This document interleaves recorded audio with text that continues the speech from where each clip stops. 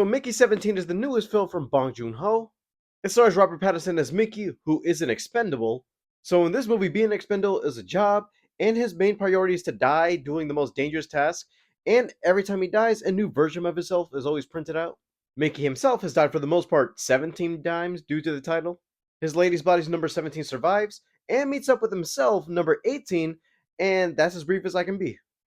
I want to just start off by saying I know normally I don't critique actors based off what they do, but Robert Pattinson, for the most part, he's one of those guys where I'm like, yeah, I only see you as Edward from Twilight, and I don't know if anything I might see you in might interest me, but then again, you know, movies change a lot of perspective and performances do a lot, so yeah, he kind of crushed it with this one.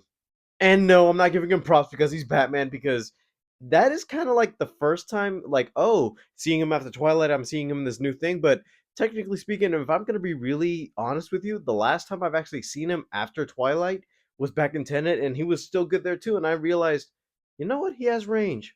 I like it. Now, back to the review. I liked his performance as the two versions of himself. I know we've seen actors play twins, clones, or even different versions of themselves in a multiverse, but then again, they montage through some of the deaths here leading up to 17, where I feel like we kind of get the gist of okay, so this is the same guy being reprogrammed, or should I say dying and then coming back, where he experiences all these deaths, he has all the memories of himself, but every time he dies, it's like, you know what, same day, same time, whatever, I'm here to just do whatever I can, I guess. You get the fact that he's the same guy coming in and out of that machine, but then again, when 18 comes into the ring, it's a little bit different because he's that guy where okay, you get the same perspective where oh, he's the same guy, he's just there to die over and over again, but this version of himself doesn't really care at all. He doesn't care about anybody other than himself. And it's funny because you feel like he's at a psychological break where he's been the same up until 17, and when 18 comes around, he's like, okay, I'm kind of tired of this, I don't want to die again, and if anybody's gonna be dying, it's you, and I'd rather just live my life on my own. Not gonna lie, something tells me that when the Batman 2 comes out, he has to pull off some type of performance like this, because I feel like, yeah, for the Batman, we actually got just full on Batman throughout the whole movie. And whenever he was Bruce Wayne in those couple scenes, he was still Batman, but not changing up his voice or bodily tone. Where I'm like, okay, he's Batman, but just because he has the mask on and he doesn't have the mask on, he can't just act the same way. Now I kind of want to see what it's going to be like now when we get to that point in the sequel where he's going to actually be playing Bruce Wayne one way, and then we're going to be seeing Batman in a whole different light. Also, I kind of want to address the fact that this movie isn't just sci-fi, where yeah, it's taking place in the future, it's taking place in a whole completely different planet, but it's also a dark comedy in disguise. And what I mean by that, there are some moments in this movie or some light moments of comedy where it's not basically comedy like slapstick, but there are moments where some characters talk shit to each other. Some of them are actually grilling on each other with no sympathy, and some of them are actually taking it without a face value. I kind of miss that in movies, and lately enough, The Boys has been the only thing that comes along that has been doing it constantly to this day. No slapstick, no cheap laughs, not even a piece of MCU style humor that we're getting in most things nowadays. Just genuine laughs, and I kind of wish, yeah, this is how you do comedy that isn't even forced.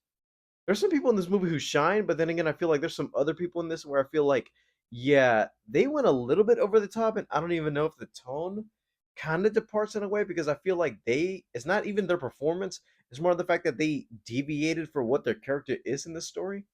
Naomi Aki and Steven Yeun both show parts of how they feel for Mickey. One is the love interest and one is the best friend.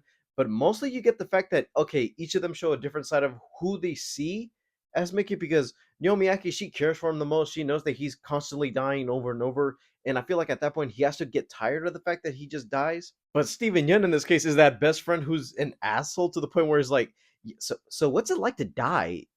It's kind of cool, right? Like at that point, you're thinking, oh, so he just constantly deals with the fact that he sees him over and over again. He doesn't really care for his well-being that much, but he's still that cool guy to hang around with. But mostly to Mickey, he's like, yeah, I really just here to just do the job. I don't want to talk to nobody. While others are other interested in what he's doing. But part of the serious tone and actual environment of the world is actually kind of a little bit taken away from the villains here, played by Mark Ruffalo and Tony Collette.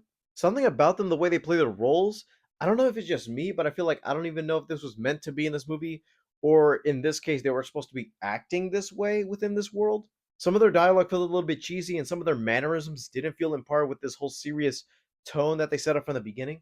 I like Mark Ruffalo, but then again, I feel like It's kind of funny how his character is this deranged politician and he wants to try to do whatever it is to ease his game. And also, funny enough, with the way the world is nowadays, and due to recent events, it's kind of funny how it's like he's doing a voice of something and putting, I don't know, two different politicians, one in power right now. It is kind of funny that they actually did a riff on that. I don't know if the movie did it on purpose, but then again, this movie was filmed last year and was getting delayed a couple times, so it's kind of in line with what's going on now. I just found that hilarious at times in this movie. It takes me out of the movie at times, but then again, when stuff starts going down in this movie and when the big climax hits, you get that okay, all that funny stuff was just okay, that's just deranged politicians, blah blah blah. We're seeing that real life allegories put into place in this movie. But when he means business, he does mean business, and that whole cheesy nonsense he was doing does kind of change, and I'm like, so why is he acting serious here when he could have been just like this throughout the whole movie? By the end, I can still say I was still entertained. This movie might not be for everybody, and funny enough, I don't even know if this was meant to be a big summer release because it is a little bit slow in the middle. But I feel like throughout all the advertising and everything I've seen in this film, I feel like this could have been better for a summer release because I don't even know if it's just me, but I'm starting to notice a little bit of a small decline in movies recently. Nowadays, I'm talking about like within the spring period. This movie might not be for everybody, but if you like sci-fi, hopefully this interests you enough because I was still interested in the ideas of this world.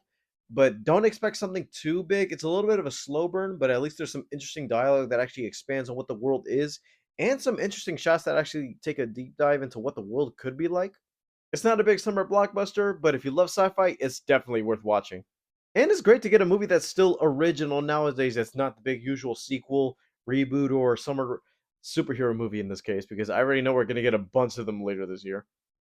Have you seen Mickey 17? If you did, let me know in the comments down below what you thought. And by the end of this video, I can just say don't forget to leave a like and subscribe. All my social media is down in the description below. And I'll see you guys next time. Bye, guys.